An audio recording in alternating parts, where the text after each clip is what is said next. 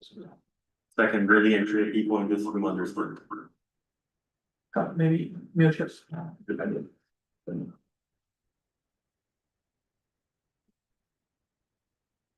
Okay, hi everyone, welcome to today's eMERGE seminar. The eMERGE seminar series is a weekly seminar series that gather together early career researchers working in the intersection of transportation, mobility, and energy to share ideas, practice, or demonstrate presentations, and to build up a community.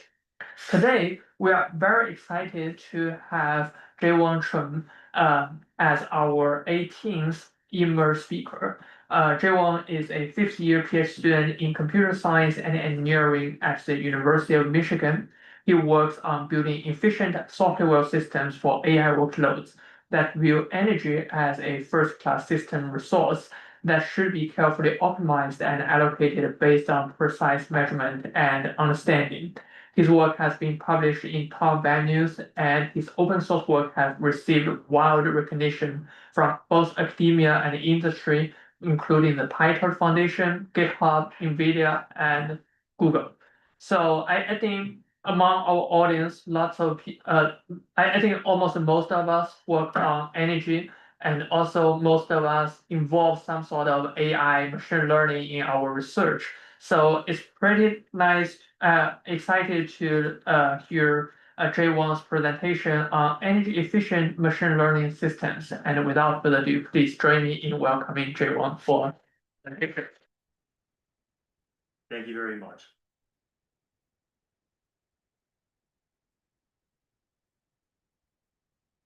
I can figure out PowerPoint. Okay.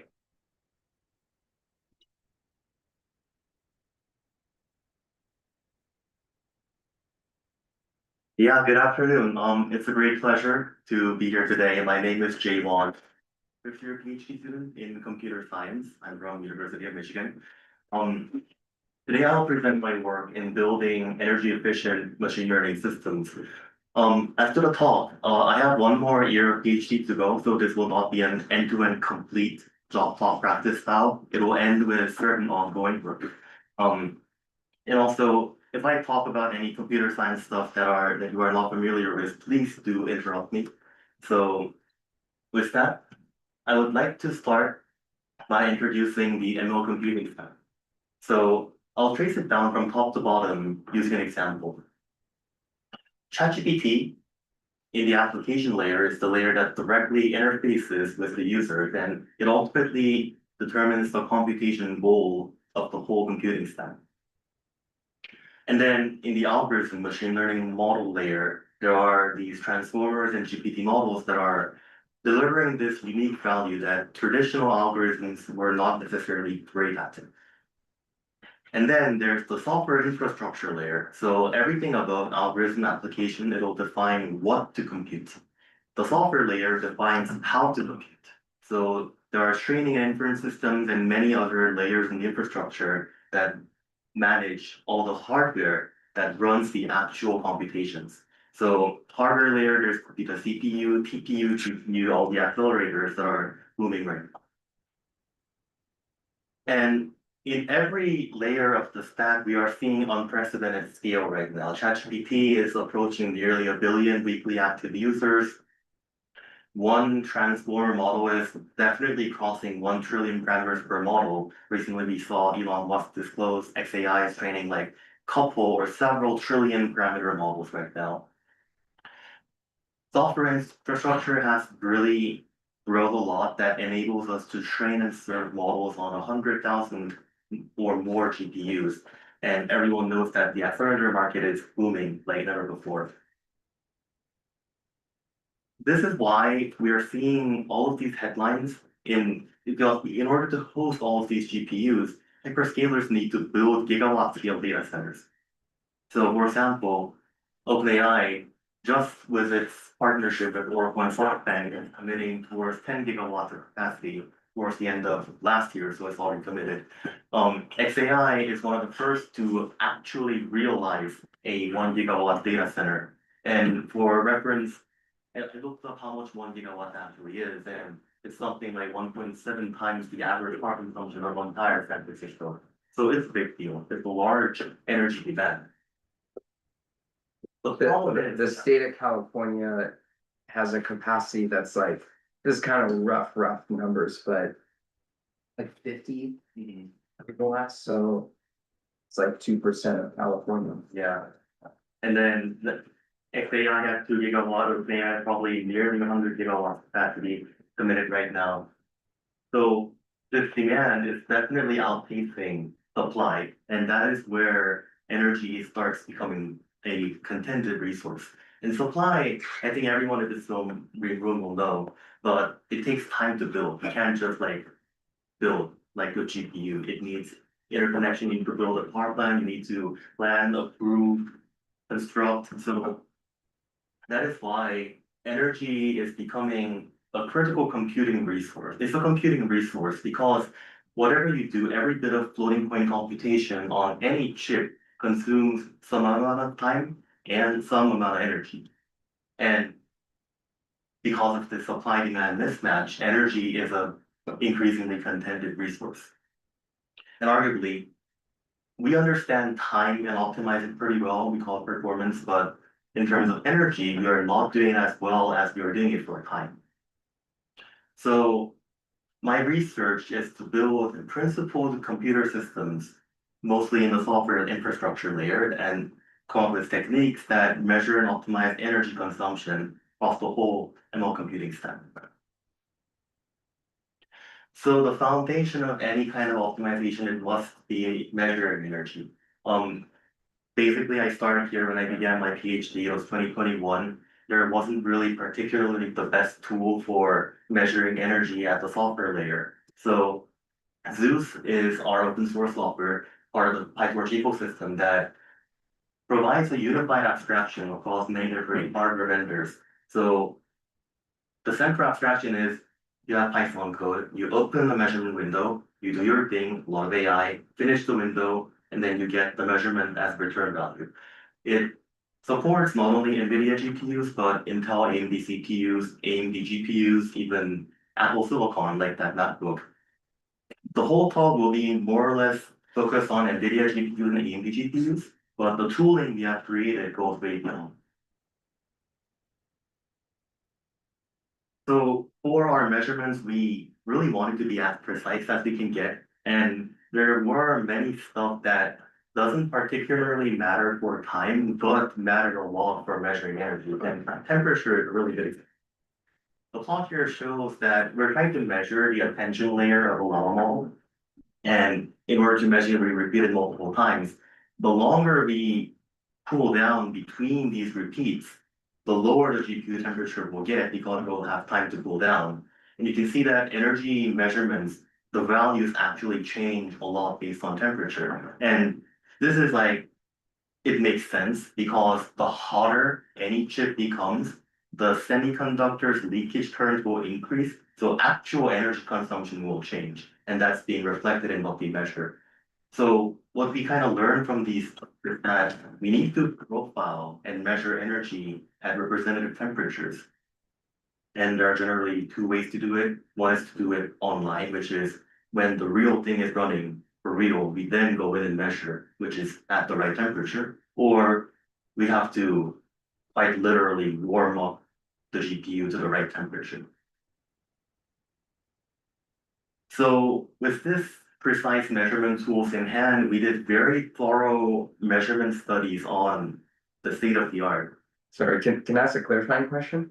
And so I guess here and as we move forward, when you say energy consumption, precisely what energy? So when we run Llama, maybe attention layer, it'll be defined in the Python layer, which will boil down to a lot of computations that run on the GPU. GPU CUDA kernels. That kind of defines what exactly the computations are that will run on the GPU, and that would consume energy. Every addition, multiplication, so we are measuring that part. So is it literally the energy consumed by the GPU Yeah, chipset itself? Yeah. So it's like, including memory, all the compute and the internal interconnect of the GPU. So yeah, I guess what I'm trying to separate is, are we talking about energy at the level of the processing unit and the memory units, or is it, say, like your whole laptop machine, which also includes the thermal system, right? And the energy consumption from that. the entire device. So internally, it would have many components. It'll have the HBM memory, it'll have the SMs for compute, and then there will be the scheduler, the clock frequency manager, thermal manager. But GPUs ended up being so beefy in terms of the amount of computation and the amount of memory bandwidth they have. The computation and memory will basically dominate there. The other control logic is maybe like, I would estimate as 2 to 3%. So we're taking the full measurement of. So if I'm streaming video at the same time as I'm evaluating this attention layer. That's one convenient way of how we use the GPU, is that GPUs are really bad at doing multiple things at the same time. We usually just give it one thing to do, like run LLM inference or run LLM training. It's primarily because memory is super limited on a GPU. If you want to run multiple stuff, you need to allocate memory for all of the different stuff you have to run. But as soon as you like ask for too many things, it will just completely go out of memory and everyone will die. So the common norm for running GPU computation is just you ask for one thing. Run the lump. Okay. Arguably though, there are research that tries to run multiple things safely without crashing inside the same GPU. It itself is a research area in our computer systems domain. We did not consider that at the moment. The primary reason is because the granularity of energy measurements that the GPU gives us is always for the whole GPU or the whole memory unit. It does not distinguish like this portion is workload A, the other portion is workload B. It doesn't tell us. It will just give us the aggregate measurement. So separating that out is technically, I don't want to say impossible. We haven't figured out how to do it yet. Yeah, I guess my question is, there's some baseline level of energy consumption that's happening in the device. Yeah, Right? static And power. yeah, the static power. So you have to separate the what you call the static power from. We include both static power and dynamic power in both of our measurements. Of course, during optimization, we have to think of them separately because static power is always happening and dynamic power is, it depends on how much computation you're running. But again, the GPU wouldn't let us quite separate those two out. We have to separately measure static power out of the GPU and then manually subtract it out. So ground truth becomes slightly, it becomes an area of calculation, not measurement. Okay. Yeah, sorry. My last question about this is, are you ultimately, with this Zeus module that you developed, basically going into the OS and like grabbing what the current sensor in the device is measuring and using that to calculate energy? So Like literally, what is the sensor? yeah, actually NVIDIA GPUs, actually most of the computing devices, CPU, Apple Silicon, NVIDIA AMD GPUs, they just give us how much energy they have consumed since driver load. So Okay, measuring that is actually not a technical challenge at all. You can just call an API or a function and it will go into the GPU driver, fetch that value out. got it, So it's a counter exposed by a hardware. got it. Okay, thanks, thank you. Thank you. Yeah, so with these measurement tools, we did very thorough measurement studies on the current state of the art in generative AI. We have a bunch of different LLMs for ChatGPT-like tasks, also coding LLMs. Multimodal LLMs are those that take like image, video, extra as input. And also we have diffusion models for image and video generation. Obviously, there's a lot of variation. The y-axis is log scale. And from these studies, I want to highlight just two observations. So one thing is, if you look at the two highlighted ones, The one on the right is the 7 billion model. It's like nearly twice the size of the left one, but it actually consumes less energy. So how does this work? When we look deeper into it, it turns out that both are LLMs, but they use a different type of attention layer inside them. One is multi-attention, the other is group query attention. And group query attention uses less memory per token. That allows the larger model to increase its batch size within the same GPU. So by batch size here, I mean how many concurrent text generations you are running on the same GPU. In general, larger batch sizes amortize hardware overhead much better, so it reduces the energy consumption per token generated. So there's an indirect connection here. You use a different ML design choice, which leads to different memory consumption, which changes the viable range of your batch size, which changes your energy. So this is an example where the algorithm ML model layer has an impact on the energy consumption of a model. Just a clarification question. Can you tell us more on what's the unit here? Because joule per watt. Yeah, it's joule per, so in this case, it's joule per response. So Response. when you send ChatGPT a message, we wanted to do token, but if we look at the other stuff, there's also like image and video generation, which is not token. I see then. Whole image, whole video, or LLMs, like the whole response to your prompt. I see, but I assume there will be high variation, say a long response, short That's response. exactly why there are variances. There's not, the sizes are different, but also given the same question, these LLMs respond in different number of output tokens. I see. Some are more verbose, some are very. So you test them with kind of like a standard query. Exactly. I see. We send them the exact same set of prompts for every LLM, and then they answer in different lengths. I see. Have you tested, for example, when I increase my query length or I increase the output token, is that linear or sublinear or superlinear? That's a great question. Input tokens actually tend to matter very little because the length of your input context is just one-time processing when you generate the first output token. That's Whereas every output token is a result of running inference of the whole LLM once. You run the whole thing, you generate one output token. So that's proportional. I see. I was curious about the image and video generation. What is the unit like? Is it per picture? Generally, yeah, it's per picture or per video generated. Okay. Here, the dominant part is not only size, but you can change the resolution you ask the model. Like you can generate a 1K image or a 4K image. That leads to drastically different amount of computation. And different models are optimized for different resolutions. So that's part of the things that contribute to its diversity in energy.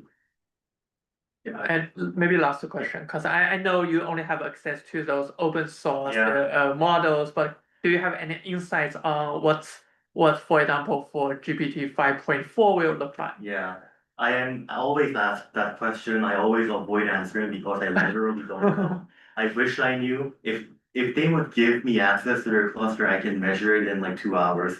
But it's pretty difficult. There are ways that people try to project. So these are concrete measurements. These are ground truths. And each of them, we know what the LLM size is, their architecture is. So when people make some guesses about how GPT 5.4 architecture will look like and how many parameters it has, people can estimate, but that's still estimation. That's kind of still guessing. So I tend not to do that. Got it.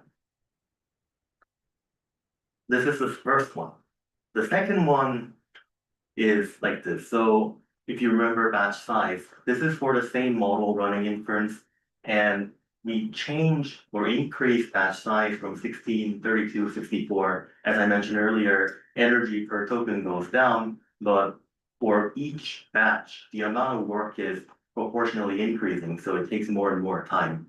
Now, let's say we decided to run the model with double the number of GPUs. Right now, the red line is using 2 B200 GPUs. What if we use 4?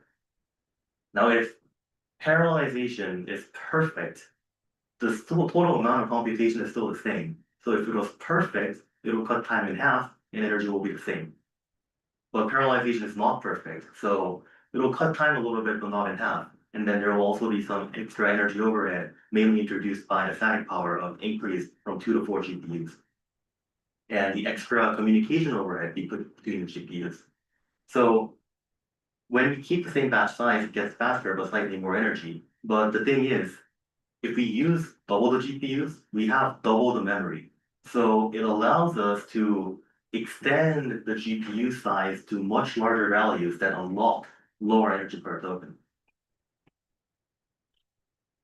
So all of this batch size, number of GPUs, these are all about, it's the same amount of compute, but we're changing how to compute at the software layer. So this is an example where software level configurations have impact on energy. Let's say we kind of like this point, 512 batch size, 80 milliseconds looks pretty good. But we have to ask ourselves, is serving this model at 80 milliseconds per second okay? Well, only the application knows, right? Because the application interfaces with the users, and only it knows whether the users will tolerate 80 milliseconds per second. So ultimately where I was getting at with these two examples was to say that energy is a full stack metric that is impacted by decisions across every layer in the stack.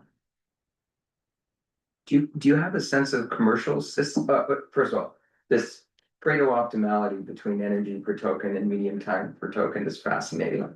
Do you have a sense of, like, in large scale commercial systems, are they optimizing just for time and aren't considering energy? Or do you have a sense that maybe they are trying to trade off depending on the user need? So they would be indirectly optimizing for energy by increasing throughput or increasing batch size. And typically services know what their token latency deadline would be. So for example, have you used like ChatGPT voice mode? You can talk. Yeah. Yeah, and it will answer, read it out to you in natural language. Right. Does it have to generate in 20 milliseconds per second? Not really, because as long as it's faster than how an English speaker will speak, it's good, right? So then you can like push down to the bottom. Whereas if you're running some kind of agent workload and you're about to generate 10,000 tokens, and if you generate each token at 100 milliseconds, it's going to take 1,000 seconds, which isn't very good for the user. So in those regimes, people tend to go here, which is not as energy efficient as the other case. So, and whether people are explicitly optimizing for energy, it depends on the TCO breakdown, but energy tends not to be the largest fraction of TCO, data center TCO. And I heard it's like 15 to 25%. Yeah. It's not small, but it's not like that much. Yeah. But where energy kind of actually kicks in is when you want to build a data center and you have to connect to the grid, where it says no, or it says, like, okay, I can only allow you this much power envelope. Right. And then when you reduce energy consumption of what you do, you can fit more within the same power envelope. Right. So that is where it comes in right now in hyperscaler context. Perfect. So we measured some, we understood how roughly energy as a computing resource works. We're going to move on to optimizing it.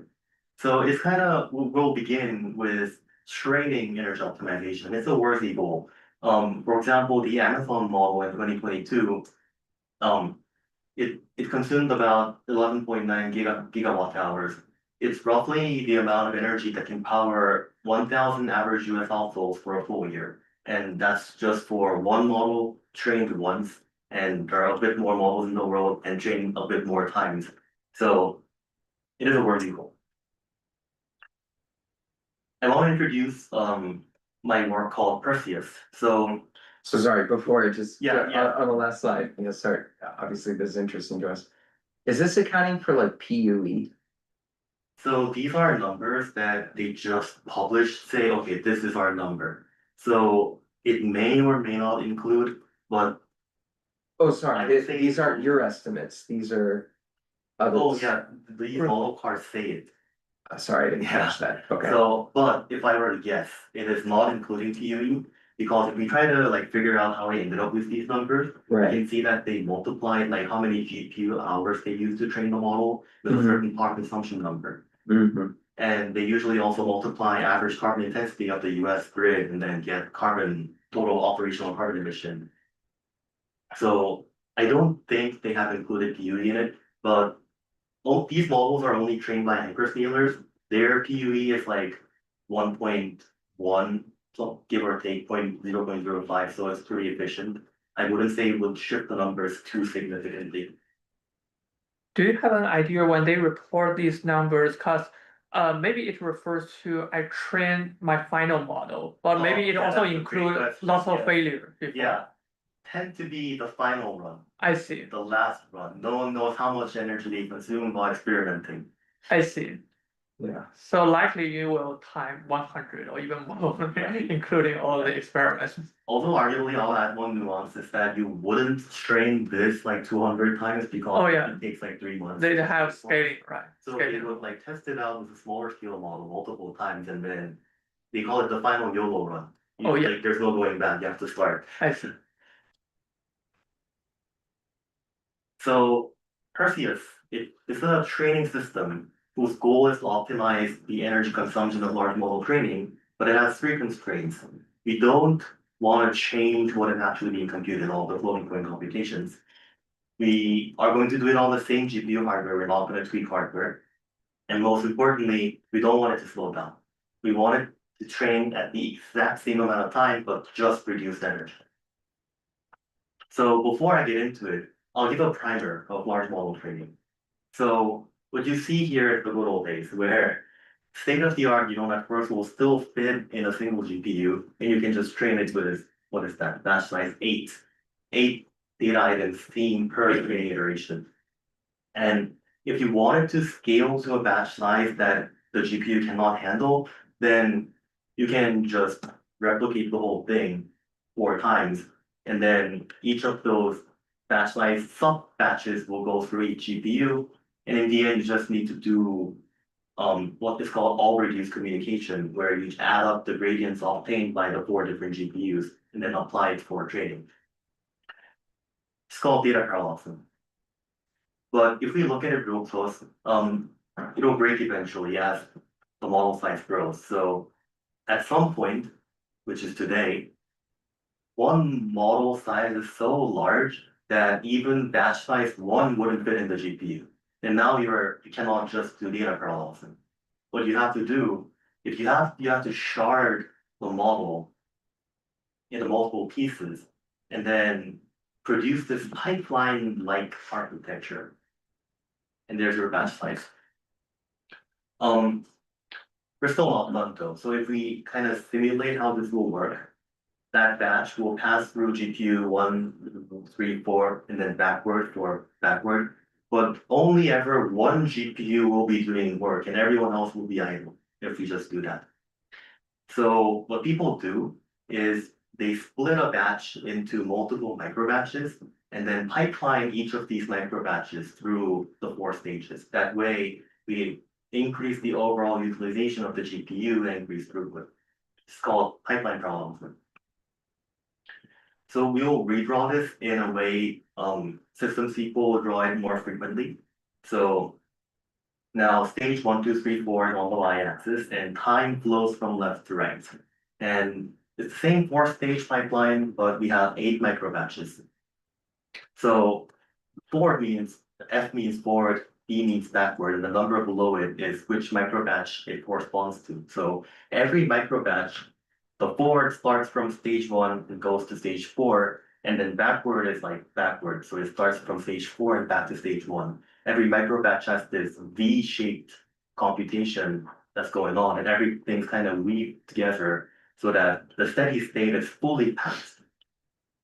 So I didn't invent this. This is how people do like state-of-the-art large model training. And this is where Perseus starts. We like got our Zeus tool thingy and then we really deeply measured what's going on. And once we measured, it actually looks more like this. So it's not as tightly packed as we hoped it to be. The reason is because when we split a model into 4 stages, it's virtually impossible to split stages in perfectly equal sizes. It's classic, distributed execution planning where you do sharding. You will always lead to some load imbalance, and the same thing is happening for pipeline parallel training. I have a Yeah. question. Is this scheduling handled by CUDA or by Torch? Which layer? I had the exact same question. It's the above layer. So there's the GPU CUDA kernel layer, and then PyTorch allows you to define computations in Python and not just CUDA kernels, but training systems are one layer above that. For Okay, example, Megatron or DeepSpeed, they will handle communication between these stages and also handle splitting computation across these 4 stages. So that's the layer that we call the training system. I see. And that's also the layer where Perseus is. So who makes that splitting decision is the training systems, I guess, user. There are auto planning algorithms. There are also just manually planned configurations. So for this one, we wanted to be fully defensible. So we did a brute force search of what is the most balanced configuration. And it's that. I see. So even with that most balanced configuration, there is still imbalance. Balance, do you mean what? Okay. Imbalance as in, so for example, if every stage had the exact same amount of compute, Oh, there wouldn't be any of these like empty spaces. I see. It'll be perfectly balanced. I see, so there's like idle time, right, where. Yeah. uh, Nothing's happening. Just because when you shard them all in 4 pieces, it's not exactly Yeah, 25% in the sense of the compute. It's like this guy is just waiting for this to complete. And this one is already done, so it just has to wait. Yeah, So on top of this, we'll overlay power consumption in color, so it looks like this. What we can notice here is that it's a graph of computation, it's a directed acyclic graph of computation, where how long it takes to execute from left to right entirely end to end, how long it takes is entirely dictated by the length of the critical path. So here we can kind of see that, hey, all of the other computations that are not on the critical path, they don't have to run this quickly. Why don't you slow down a little bit, reduce some energy consumption, and still not change the length of the critical path? so, okay, so I was wondering, this is the point, is you're taking advantage of the imbalance. Yeah, To spread out the computation time to reduce energy consumption. we're saying it's fundamentally not perfectly fixable. We should leverage it for energy savings opportunity. So if it were perfectly balanced, it would not give you flexibility to That's reduce correct. If energy. everything could be perfect, this will not be possible. Well, That's it'll still be fascinating. possible to some extent because, the empty space in these areas, they are Okay. really not fillable.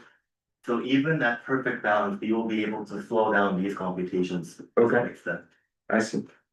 And then the ones like towards the ramp down.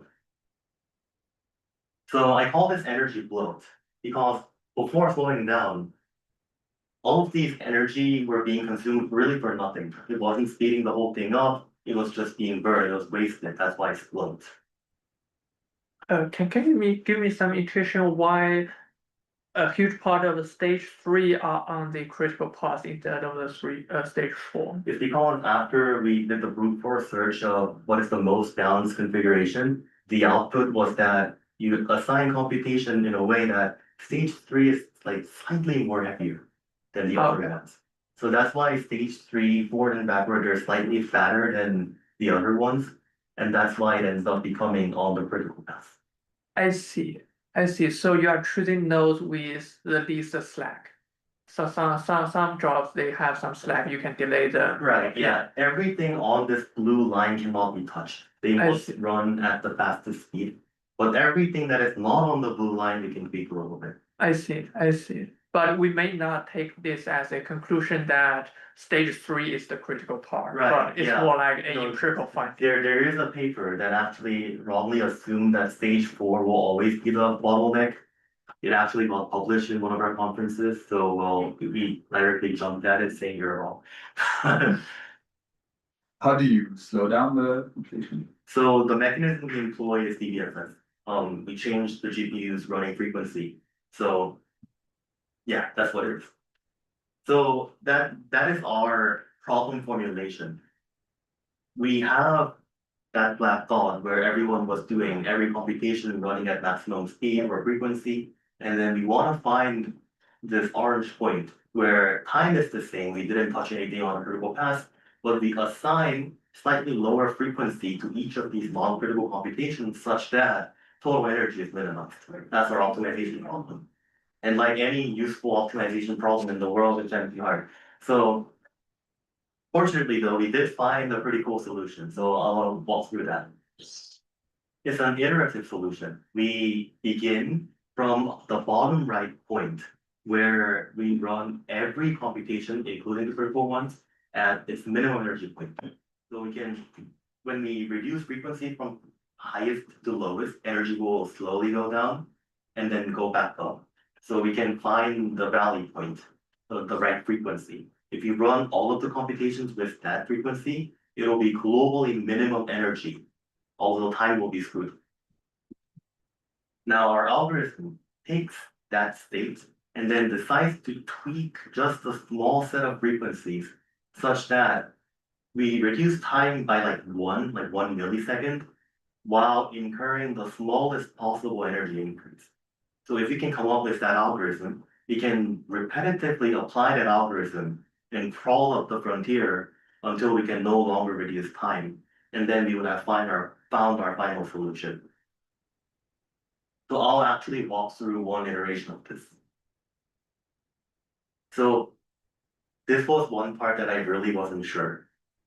Can you raise your hand if you know what a graph cut is? Okay, yeah, good to know. You know what a graph is though, right? Yeah. We can convert that pipeline training schedule into a graph. So that's a very simple one. Only 2 stages, and it's only 3 micro batches, and the numbers inside the boxes are like its execution latency. So we will convert that thing into an actual graph where computations are annotated on the edge. So the node means all incoming edges must complete for the outgoing edges to start completing. The first thing we're gonna do on this DAG is to remove non-critical computations. So that guy, the 4 there, if we speed it up by 1 and make it 3, it's not gonna make any difference, right? It's just gonna consume more energy. This guy too. We don't care about that, so we will drop it from the DAG. So the core observation here is that any graph cut on this graph represents a way to speed it up by 1. So what is a cut? Imagine all of these like circles, nodes are rocks, and then all of the edges are ropes, and you have a blade, and you can slash it. Just don't touch the rock, just slash and cut the ropes, and cut the graph in half. That's what a cut is. So, for example, that is a cut. It cuts the computation that used to take 3, it split the graph in half, right? So that 3 on the left corresponds to that computation. If we speed that up by 1, the whole thing's sped up by 1, right? Obviously. Here's another cut. You can cut 2 ropes in the same time, right, with 1 blade. If you speed those 2 computations each by 1, you would speed up the whole thing by 1 too, right? This is by construction true because we have only left critical computations on the DAG. So regardless of how you cut the DAG, you can see that if you speed up the computations that were cut by 1, it'll speed up the whole thing by 1. So the question boils down to, among all of the possible graph cuts that we can do on the graph, which cut is the one that we want? Which cut leads to the minimum energy increase in order to speed that up? So this actually boils down to an algorithm that like CS undergrad students learn in their algorithm 101 within like two lectures. It boils down to what's called a minimum cut, which can be solved with an algorithm called maximum flow. It's polynomial time. So this is how it will look like. We're gonna start from the minimum energy point, visualize on the left, and we will iteratively apply that graph cut algorithm and slowly speed up select computations. And that will slowly increase total energy consumption until it cannot reduce time anymore. And it's doing so by progressively increasing the frequency. Yeah. Yes. So that's what a cut means physically. Yeah, whatever that has been cut, next time you will increase frequency by a little bit. And we do the profiling, so we would know exactly how much frequency to increase in order to reduce time by one millisecond. When you say minimum cut, are you directly referring to the graph you just showed or some other graph? So it can be applied to any graph.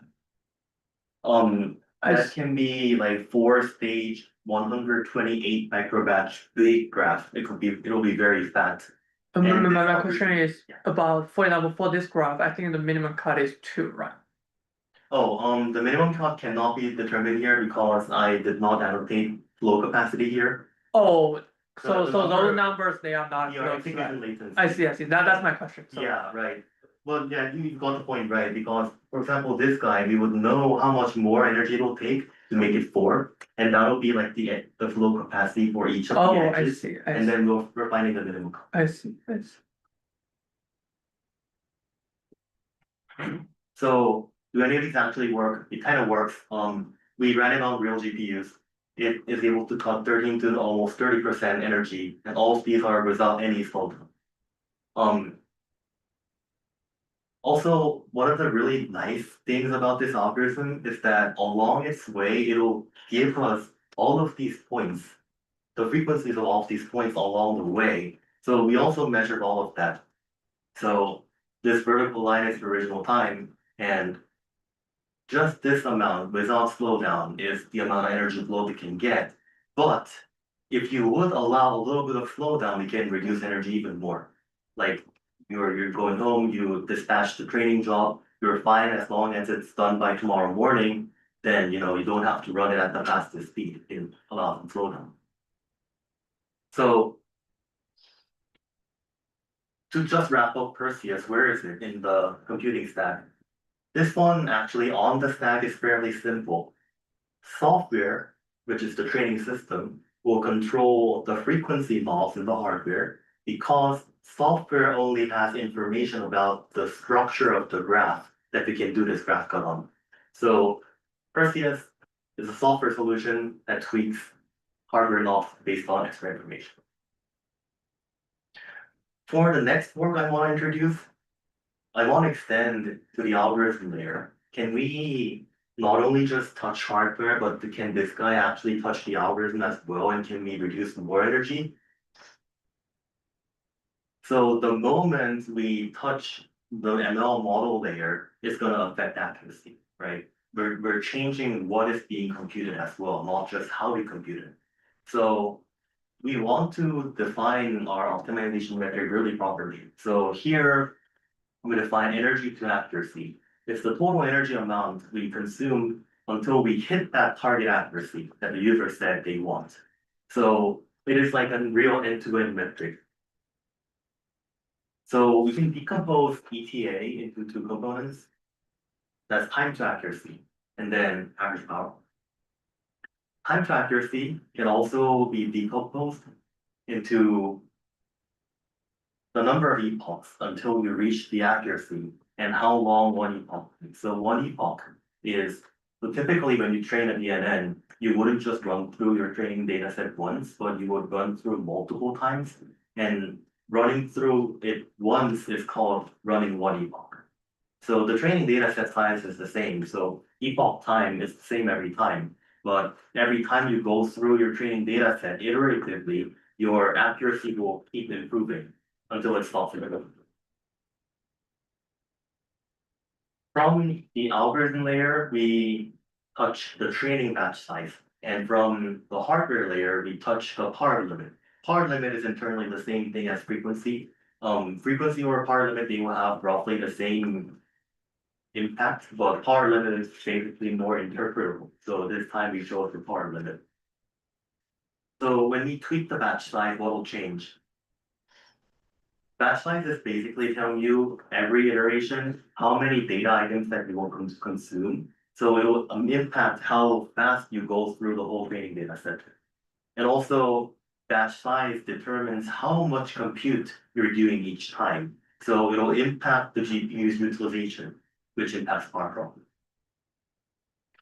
Power limit, so it's like if the GPU's max power is 300, you can set it to, for example, 200. And then the GPU will run the same computation, but never go beyond 200 once. So it will make it slightly slower, but also change power draw. And finally, there's a missing link. Batch size will also impact the number of epochs because, yeah, it's a training side algorithm law, and different batch sizes will lead to different data efficiency. So how many epochs you have to go through the training data set to reach the target accuracy is different if you change the batch size. So how much opportunity do we actually have when we tweak batch size and power limit? I did it the dumb way. The dumb way as in like we tried every possible combination and see where it went. Where we're comparing against is what we call the default configuration. Each of these models, there are speech models, language models, and CNNs and recommendation models.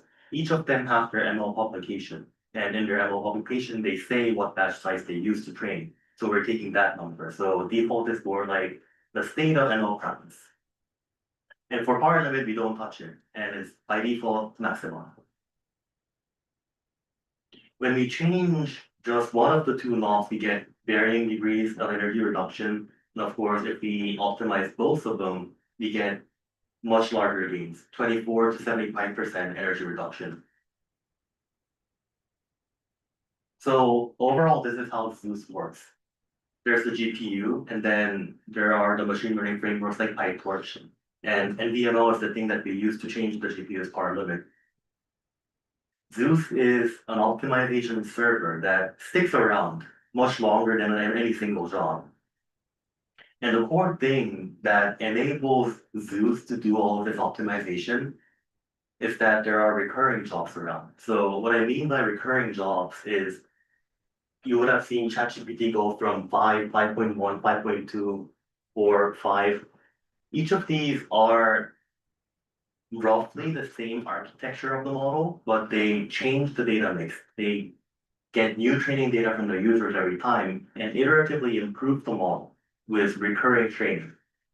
You asked earlier that is it the final training energy? No, there are a lot of experimentations. All of them are part of the recurring job of the same model, but with slightly different data. So they share their time and energy characteristics that Zeus can observe throughout the lifetime of multiple recurring jobs. So when a new job gets submitted, Zeus will kind of try out different values for power limit and batch size online. Every time it'll say, okay, this time try this batch size and this power limit. And then it'll launch training. And it'll gather what happened to the job with that particular job, and then update its internal state of what is the best batch size and power limit model. So it will slowly converge to the optimal. So if you can visualize how it actually converges, grid search is our baseline.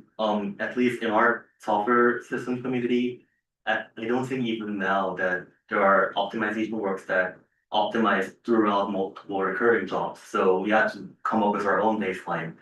Grid search is visiting each possible combination exactly once.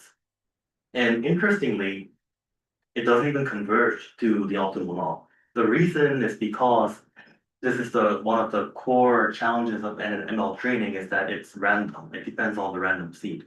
So if you tried out a certain batch size once and it looked pretty good, but it could have been a lucky draw, right?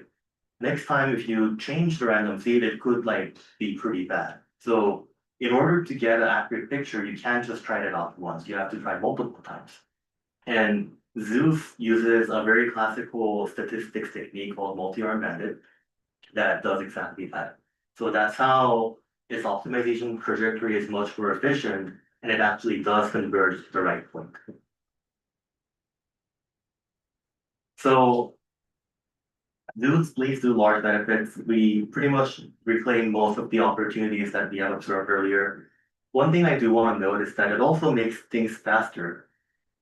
I was gonna ask, like, when you change the batch size, I think it changes the time. also, Absolutely. And the power, but Yeah, so for most of these works, their default batch size in the ML paper was so inefficient, Zeus will just find ones that reduce both time and energy. But for some of them, their batch size like wasn't bad. They were optimizing for time to accuracy. So in these cases, Zeus will slightly trade off time to reduce energy. But this, how much you want to trade off time, or if you don't want to trade off at all, those can be configured in Zeus's optimization objective. I think your choice of batch size is often related or correlated with the choice of learning rate, how you adjust according. Yeah, there are roughly two ways to adjust learning rate. One is linear, the other is square root. Yeah. For Atom-based optimizers or Atom W, this, and then I believe also Resonant Edge ultimately used Atom, you need to do square root. Whereas for like Ada Delta or Ada or just ARM SGD, linear is fine. So that's what we do. Yes. So those will do this automatically. Well, When they kind do of like which learning rate scale to use, the user has to tell it. I But see, I see. it's pluggable. Yeah. So back to the stat. Zeus actually, based on software information, changes laws in both hardware and algorithm. The information here that Zeus can leverage is that it can observe recurring jobs over time and accumulate information about this particular recurring job to slowly converge to its norm. So this is the ongoing piece. As I move on to the final piece, I want to expand the scope of hardware from not just the GPU to the data center and to the grid. And I think this is I guess I don't have to convince people in this room that AI data centers and grids are starting to become a problem. Why? Because data centers are becoming so large. They call it gigawatt AI factories now, right? And there are orders of magnitude larger than, should I kind of? No, you can continue, yeah. There are orders of magnitude larger than traditional data centers that the grid will find it very difficult for them to just plug in because it will undermine their stability grids. So that's why the load connection queue is infinitely long and no one believes that everyone will be connected eventually. So AI companies have a lot of incentive to co-design their data centers with the grid. Because data center can offer actually very rapid power flexibility to the grid. And it is a new control problem between the data center and the grid. It's good for the data center because it might be able to come up with contracts with the grid that allows them to bring more capacity online faster at the cost of some performance loss occasionally, but that's better than zero performance. For the grid, sometimes they might use the data center as an asset when they are in like over voltage or under voltage or frequency, some kind of trouble, they might ask the data center real time to increase or decrease its power consumption to help mitigate its own stability problems. So it's happening in the real world apparently. Google last summer published a blog post saying that they have contracts with the utility of providing more data center power flexibility. I think the exact amount of flexibility envelope and the exact mechanisms are explicitly not disclosed, which is kind of sad, but this kind of thing is definitely happening in the room. So when we wanted to, we really thought that this is a really good collaboration opportunity between power systems folks in ECE and data center folks like myself and CSC. And when we wanted to tackle this problem, we saw that there's not really a good tool that lets us characterize this problem. So we decided to make one ourselves and we open sourced it. It's currently available. So we realized that there are already a lot of grid simulators that are very solid. Our OpenG2G, G2G here stands for GPU to grid. I'm sure many people are familiar with B2G. So we're trying to coin the term GPU to grid. There are many solid grid simulators. that we can leverage as a component. And then we can introduce a data center component that injects power load or pulls power from the grid. And then we have a controller interface that people can implement that takes measurement from grid and data center health and performance metrics, and then dispatches control commands to each of them. And the whole thing is mediated by a coordinator. All of these components talk to each other through the coordinator. And as a data center guy, I got the energy benchmark. I measured all of these LLMs, image models, generative models. So, and I measured not only energy, but I measured time, throughput, power, and energy. So that's why the data center component can be very realistic. So among the many things that we can do with OpenG2G, let me just highlight one thing. We're hoping to kind of submit to NeurIPS evaluations and data sets. So this is the case. This is an OpenAI GPT-OSS model running inference on B200 GPUs. And as you've seen earlier in the talk, you can run a model with 1 GPU, 2 GPU, 4 GPU. And the x-axis here is when you change the model's batch size inside the data center, what happens to total data center power, and what happens to the aggregate LLM inference throughput as you change batch size. If we instead run the LLM not with 1 GPU, but with 2 GPUs, the trade-off changes significantly. We can immediately see that running 2 GPUs per LLM inference server has much more power flexibility than using 1 GPU. Why exactly this happens is because for this particular model, when it's actually not that much computation. So when we distribute it to 2 GPUs, each GPU is doing much less work. So its overall utilization goes down and power goes down. That's why you see that left-hand tail. So different ways of deploying the model has implications for how much flexibility the data center has, which has implications for how well you can coordinate between the data center and grid. So we are measuring integral voltage violation, and without any coordination, they're kind of high. But in a separate venue called Power Up, we have an online feedback optimization algorithm that can take data center and grid side measurements and adjust the batch size of inferencing. With limited amount of flexibility given by 1 GPU per server, you can kind of do okay, but not perfectly. But there's more flexibility granted by running 2 GPUs per server. Online feedback optimization can do much better. So when you do the online optimization here, is it just changing the batch size? Or do you do like kind of like real-time DBFS, or is that even possible? We could have done it, but right now we have only done batch size. Okay.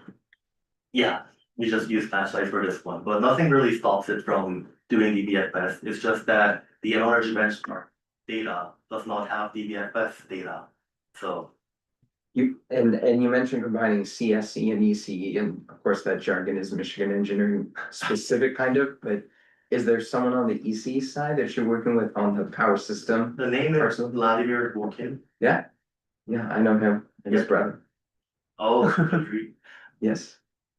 yeah, and there's also Jae-Won Chung. She will be going to University of Calgary as a assistant professor in mathematics, actually. So that's like the team, and my advisor will show you. I see, cool. Can you help me Yeah. understand almost a vertical line? Does it mean that we do not change the power, but we can output much more token? What that? Yeah, that is true. So the steepness of the curve and everything always depends on the specific model and Yeah. architecture and the GPU. But here, so when we go from top to bottom, we are decreasing batch size. In the beginning, batch size decreasing wouldn't really reduce power that much because the reason is it's already hitting maximum. I The see. GPU's maximum power draw. And then as the GPU starts getting into underutilization, average power will go down its maximum power draw. And then it starts like plummeting. I see. Then if I'm OpenAI, I will always want my model operate at the most definitely. right upright Yeah, point. so the whole premise is that they want to run their data center, but the grid says no. So how can we Okay. how can the data center kind of offer a little bit of flexibility in order for their data center itself to get online quicker? I see. So it is, and also the important part, as you mentioned, is that we don't want to arbitrarily degrade data center level performance. So that's why the optimization problem has to be holistic. It has to take into account exactly how much performance we're giving up for providing this much power flexibility, which will have gains in the grid level. I see. But this diagram suggests that if I operate on that point, even if I reduce my power a little bit, my performance will degrade. Yeah, Out of it. hopefully, we have to kind of know. So for other models, I didn't bring it today, but other models have less steeper curves. I see, I see. Oh. If it's even concave, then that's pretty nice, but Right, it's yeah. quite convex. Yeah. And also the data center is not always operating in lower throughput mode. It'll only be every now and then when the grid is in trouble. So it's not, always keep in mind. So back to the computing stack again. Where is OpenG2G? Software controls itself, like its batch size, and it can also control hardware knobs like frequency. And here, performance metrics like latency are constrained by application information which interfaces with the user. And also here, the motivation of the software changing these stuff are coming from hardware information. For example, the data center itself might be approaching its power cap, or the grid could be in trouble. So information flows back up to the software for decision making. So I want to wrap up now. This is the overall contributions I've made throughout my PhD. I have one more year, so potentially I can do more. I've done a lot of inference related works that are not particularly part of the energy mainline, but they still allow us to understand inference better, and they're the next candidates for energy optimization. Another thing that I really want to emphasize, I probably put like minimum 30% of my PhD time in open source. So the entire training stack is part of Zeus, which not only provides measurement, but is also optimizers.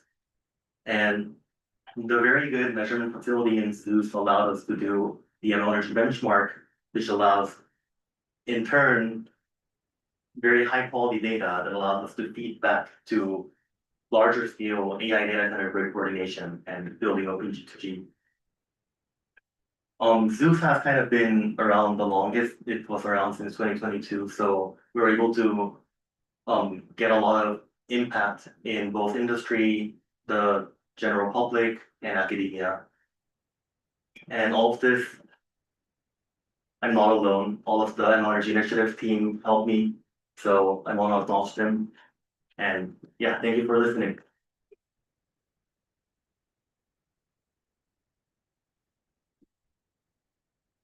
Any question from the audience or from people online?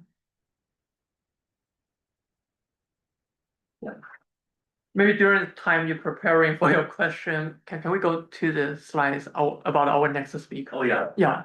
Next week we will discuss about basically energy storage as a participant for the energy market. And we are going to have Jerry, who's currently a postdoctoral fellow at University of Washington, and also an incoming assistant professor to Yale. I think he has a operations research background, and he will talk about battery operations in electricity market. So welcome to join us next week. Yeah.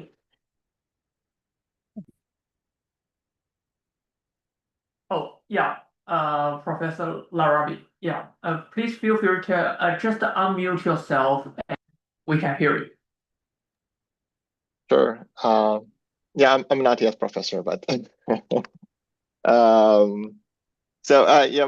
for the presentation. This is really really interesting. I'm curious about how much you are involved in conversation with OpenAI or Anthropic. Do do you talk to either engineer or like people who are actually involved in improving energy consumption? I'm asking. Oh, go ahead. We mostly talk to infra companies. I think the AI frontier labs are more focusing on enabling new AI capabilities, and they have money to burn, basically. So, but whereas the infra companies have a lot of incentive to reduce energy consumption for reducing OpEx or allowing them to buy more NVIDIA GPUs given the same power envelope. So I think that is currently why we're mostly talking with infra companies. But yeah, I mean, I would love to talk to an AI job. Yeah, because I want to get a sense of like how they think about how much of energy consumption is a priority to them.